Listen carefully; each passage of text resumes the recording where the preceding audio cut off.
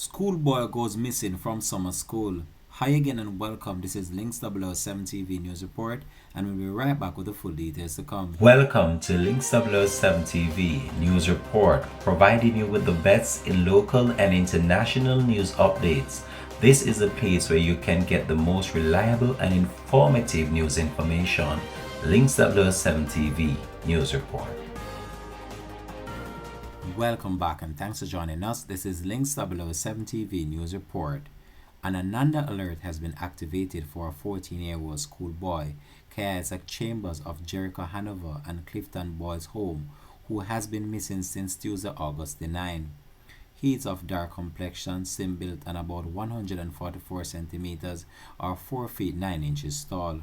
Reports from the Darlington police are that at about 2 p.m., Isaac was at summer school, however he did not return to class following lunch break.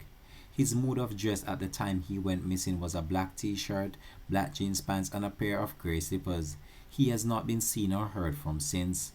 Anyone knowing the whereabouts of Isaac Chambers is being asked to contact the Darlington police at 876-955-0088, the police 119 emergency number or the nearest police station. This has been Links 007 TV News Report. Thanks for watching.